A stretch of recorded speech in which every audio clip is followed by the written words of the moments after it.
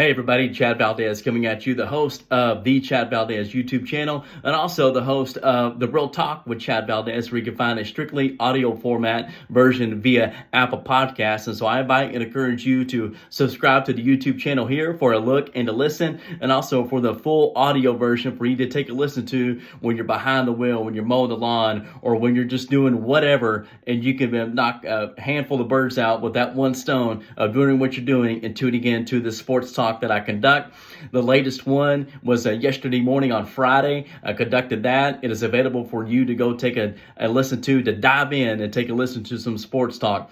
Football, baseball, golf, college, and NFL. So I invite and encourage you to go tune into it. It is a Saturday here in Fort Worth, Texas, and all across the world, obviously. And we have a big day today because it is Veterans Day. Happy Veterans Day to all of you veterans out there. We salute you and the service, your brave service that you gave to this country. And especially if you had to go and fight in a war, heaven forbid if you had to do that, and you came back here above ground on the other side, and you're still with us. And so thank you to all of the veterans out there.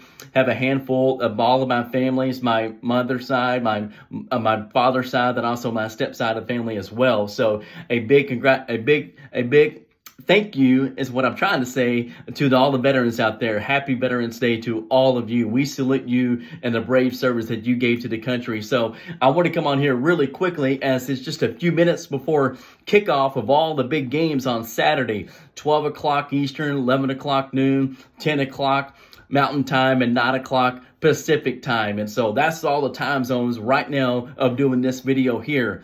And I wanted to throw in some quick golf commentary live, if we can go to it, because my man Ryan Palmer, who was the guest on The Real Talk with Chad Valdez, he came back on, what was it, early, mid-August is when he came on the program. Really appreciated he came on to that.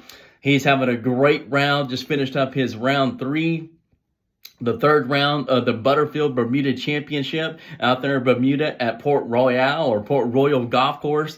He had a tremendous, so round 1 was a 67, round 2 68, round 3 66, and so he had a 5 under par with a score of total 12 under to finish his round 3, and he is tied for 16th, and the first place is only at 17 under par. So he's 5 back with a complete round 4 to go on Sunday. So really pulling for my man Ryan Palmer to have a great round, at the Bermuda. Let's see if we can have a live cut here, courtesy of PGA Tour Radio Channel 92, courtesy of them. They're in the finish, so definitely an area of the golf course that players are going to really have to hit some good shots and try to hang on to those shots. You got the easiest hole in the golf course at 17, but definitely a tough stretch coming down the end of this round.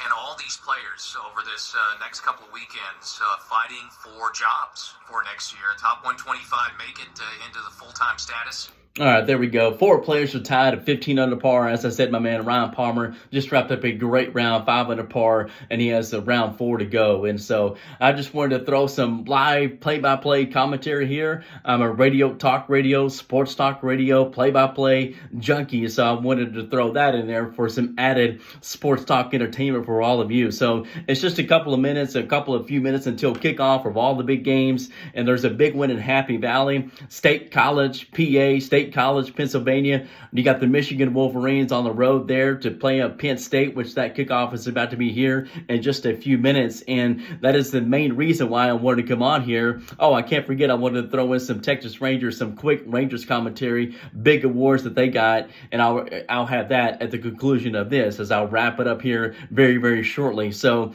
it came down yesterday afternoon right when the Wolverines have landed from Ann Arbor there to State College, Pennsylvania, the band that Jim Harbaugh has coming down from the Big Ten Conference, and that scandal, the sign stealing scandal that's been a complete saga.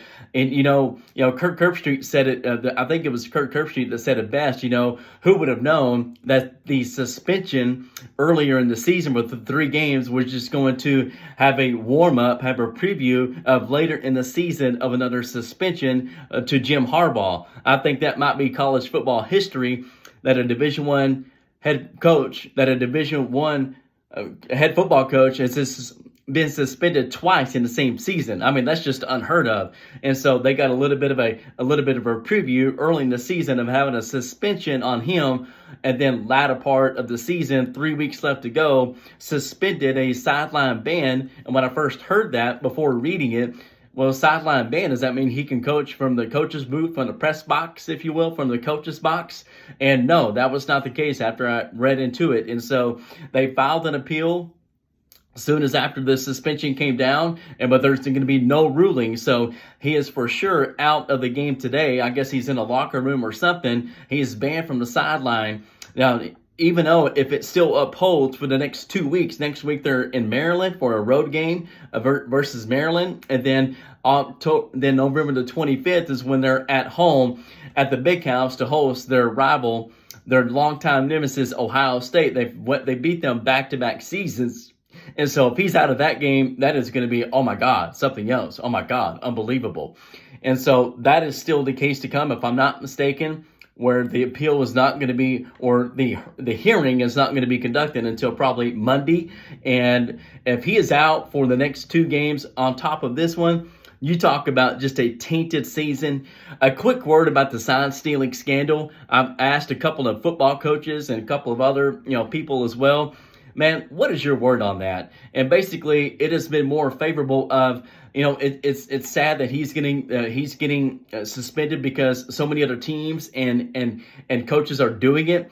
But it is to the extent that Jim Harbaugh and whatever assistants and even players to some degree, not everybody, not all the players, but to the extent that they were doing it and how long they were doing it, that is the big thing here. Now, when you're having teams go and scout and watch film of the other team, whatever, and there's going to be a lot of things that you can pick up on when it comes to a formation, when it comes to a shift, when it comes to offense or defensive formations, even special teams. And so everybody, as LA Knight, WWE says, they're all picking up on what the other teams are doing. That's part of scouting. Now, when it comes to the specifics of watching what the other team is doing across the field and picking up on those specific signs, you'll have 2 to 3, maybe 4 at the most of your graduate assistants, of your 3rd or 4th string quarterbacks that don't ever get to play and not a dog on them, and they're wearing like a cover on the jersey, whatever, like that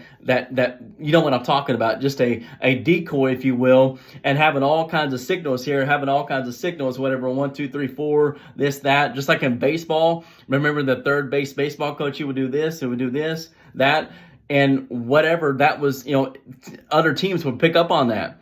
That's why catchers in baseball, they don't do this, at the plate. They don't do, 1 fastball, 2 curve, 3 knuckle, 4 is your specialty pitch, inside, outside, whatever, or inside of a left-hand hander, outside for a left-hand hander, inside for a right-hand batter, and outside for a right-hand batter. That's what they would do. They don't do that anymore because teams pick up on that. Players on the opposing team pick up on that. So it's unfortunate that they have that going on. But, where there's smoke, there's fire. To the extent that they were doing it, it was said that Sonny Dykes and the head football coach for TCU right here in Fort Worth, where yours truly resides, they got a big game tonight versus the Texas Longhorns. And wait, at the very conclusion of this, I may not get into the Texas Rangers commentary from yours truly, is headed down to College Station shortly for the game tonight versus Mississippi State. 6:30 p.m. Thank God we have a night game before the season concludes at home. Next week, we got the Powder Puff game versus Abilene Christian. Not a dog on them. That's just what they call it. All due respect to the Wildcats out of Abilene. And so I just wanted to throw that in there. It's really unfortunate for Jim Harbaugh, the second suspension in one season, and for the football program as a whole. So if they lose this game, okay, if they get their asses handed to them by Penn State, I highly doubt it. We'll just have to see how that plays out. And really quickly, the Texas Rangers commentary that I wanted to get in here is that they won the American League Offensive Team of the Year. Shocker, right? Because they're World Series champions. They're World Bleeping Series champions.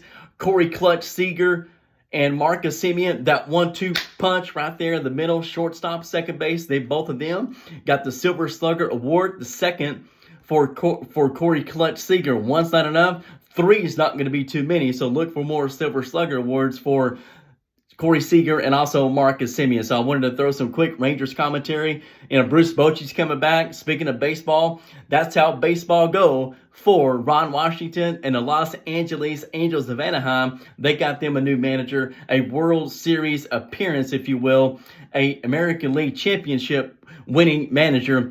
That is Ron Washington. So we'll be looking forward to see Wash when the Angels come into Globe Life Field to play the Rangers, however many times, 2024 and 2025, 2-year contract. And so as I close this one out, everybody, I want to throw some added entertainment here with some nice music. I hope you remember this gem of a song right here. This gem of a song, if I can get...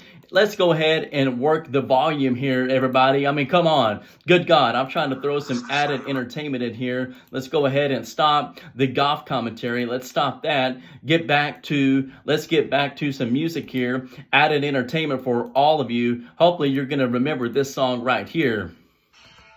Oh my God, I just love this one here. Looking forward to tonight's game. Mississippi State on the road, Kyle Field, Collins Station, Texas, 102,000 will be in attendance. Yours truly got that press pass. Had to take advantage of that. I'm very thankful for it. Really looking forward to the game. A must win for Texas A&M. We're heavily favored. Do I like that? Well, it doesn't really matter what I like or what I don't like. What I do want is a win tonight. The fighting Texas A&M Aggies, get them to 6-4. 2 games left to go. Have a great closeout to the season. Those seniors get to have one last game versus Abilene Christian. That'll be a victory.